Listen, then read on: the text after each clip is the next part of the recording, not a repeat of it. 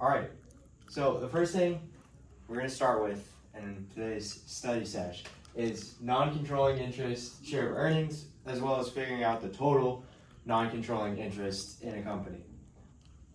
We were given a problem. This is one of the multiple choice problems from Connect. It says Ashley Incorporated pays $300,000 for 60% of Maria Company. They have equipment which is undervalued by $20,000 and a patent that's not on the books for $50,000. Both of those have a useful life of 10 years. Moving over here, we know that the fair market value difference is positive because it says that it's undervalued. So on their books, it's less than it actually is in real life. So you have the $20,000, and then you also have the $50,000 from the patent. You divide those by the useful life, you get your amortization. Your amortization is $7,000. So this is going to be pretty key in our calculations for both number 1 and number 2. Number 1, we're going as just what's the total NCI. So like we were doing on our consolidation worksheets, that's your total number at the bottom that we had. So you have your share of income, you also had your dividends, and you had your amortization that you have to take out. What's the first step that we do for that? So the first step that you do, like we did for our consolidation numbers, is you divide your $300,000 that you purchased for by the 60%. And so that gives you $500,000 at 100%. The next thing you want to do is you want to multiply your $500,000 by the non-controlling interest percentage, so 40%. And I'll let Noah do that calc real quick. Calc short for calculator? Yep, it gives you $200,000. From the $200,000, the next thing we've got to do is add our proportional non-controlling share of net income, subtract out our dividends, and then also subtract out our amortizations for the following years. All of these carry forward from our $200,000. This is our change in our retained earnings to an extent, which also essentially means we just add these to the $200,000 to figure out our total non-controlling share. 24,1600. When figuring out the second problem, there's one key difference in it, and that's that we do not take out our dividends because that has absolutely nothing to do with income. That's right. The first step that we do is basically the same as what we were doing here. We have our $90,000 income. We subtract out our $7,000 for amortization. And then we multiply it by our non-controlling interest percentage. For this, we get 33,200. And that is our non-controlling interest in the second year of the subsidiary's income. Step 1, thank you. Right on. Welcome back. I know you guys missed me. Today, for the second time, we're doing consolidated net income. There was a problem on the multiple choice, again on Connect, that runs through this. The problem I chose was this one right here. So Cobb purchases 80% of Bob's Bricks common shares, their stock. Cobb paid a total of $130,000. On their books, they have a building that's $100,000. Fair market value was $175,000. So we know that it's $75,000 undervalued. It also has a 10-year life. The rest of this is attributed to goodwill, but again, we don't really need to play with that because we're only trying to find net income. And then it gives us the net incomes for Cobb and for Bob's. So the net income year 1 for Cobb is $350,000. Net income of Bob's is $175,000. Laying out the whole problem for you. The first thing we got to do is figure out is 100% of the net income of the parent, so Cobb's $350,000, plus 100% of the net income of the subsidiary, $175,000, and then we take out 100% of the amortization, which is $75,000 divided by 10. We'll just do 7,500. So we get 350, 1, 2, 3, plus 175, 1, 2, 3, minus 7,500. And we get. The next thing we have to do is take out the non-controlling interest. As you remember, we did all this at 100%, which is not attributable to controlling interest. That's just attributable to everything. So we have to take out our non-controlling interest. To do this, similar in the last problem, we do our net income less our amortization times the non-controlling interest percentage, which in this case is 20% because our controlling interest is 80%.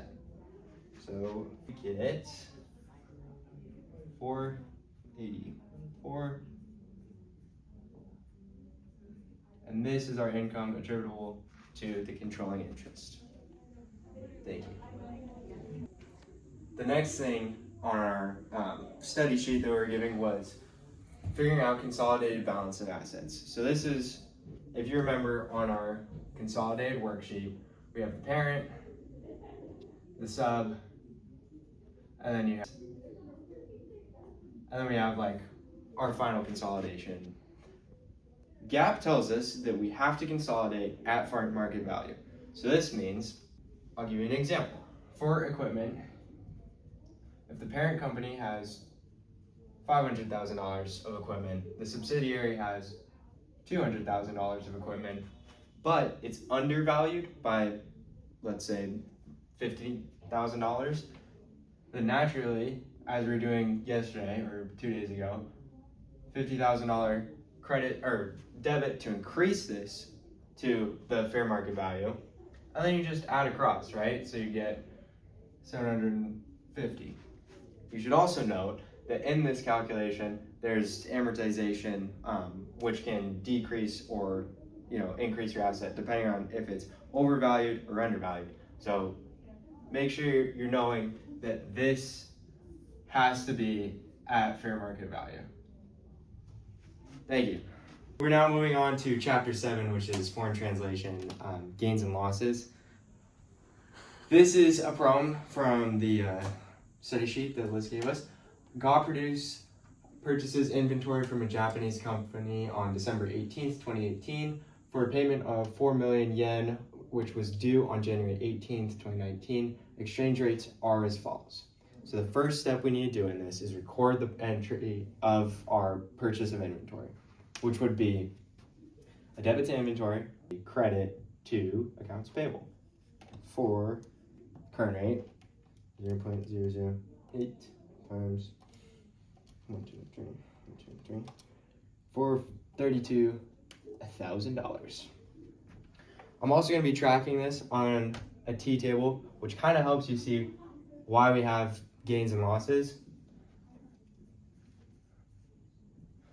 December 31st rolls around, and now we have to change this so that it's at the current rate. If we were to do 4 million yen times the current rate of 0.0082, we'd have 32,800. So as you can see here, credit to accounts payable for $800, meaning that we have a loss. Yeah, so this goes under foreign exchange loss. Yeah, it does. Yeah, it does. Yes, it does. And you would credit accounts payable as Noah showed for $800. Finally, we need to figure out if we have another gain or a loss at the date of the sale. Then we get 33,200, which means we need another debit of credit of $400 and a debit to our foreign exchange loss. By tracking it on our accounts payable, finally, when we actually pay off our accounts payable, we wipe out the whole account for $33,200. This becomes 0. And I hope we pay in cash.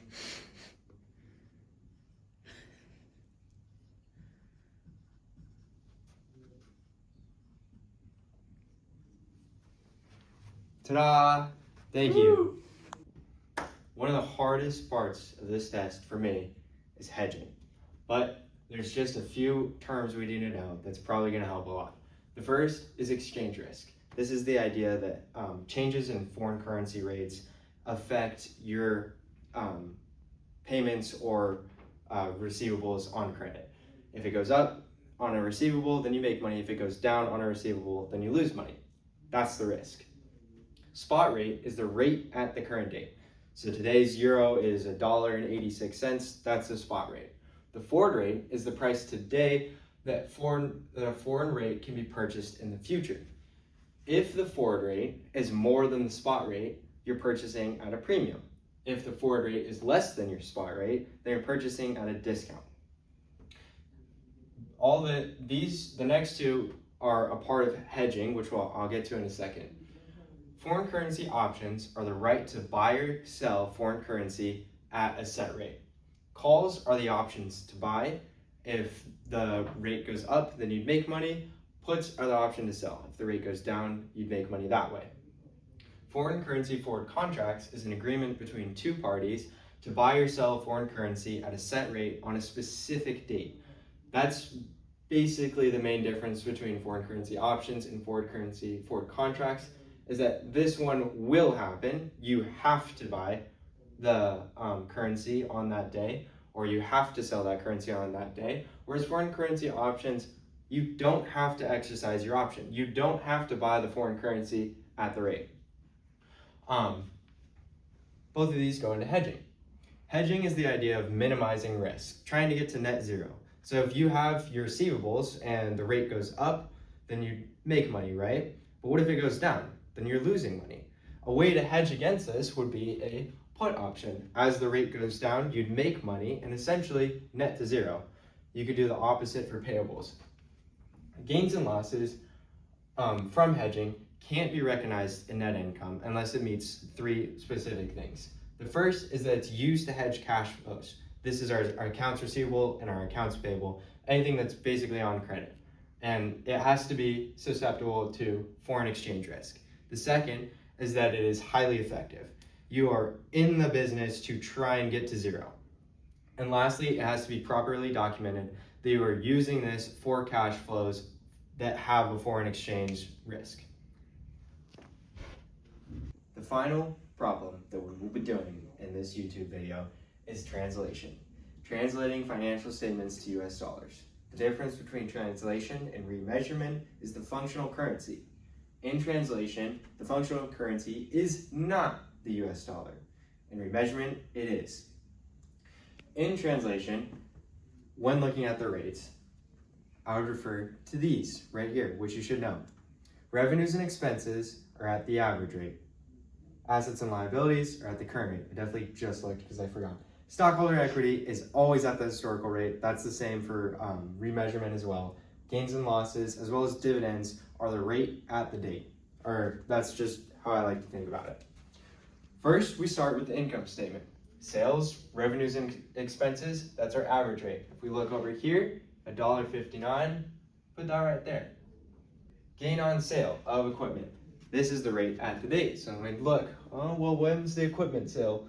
9-1, $1.72. That seems like my rate to me. Now we'll just cut to some quick calculations.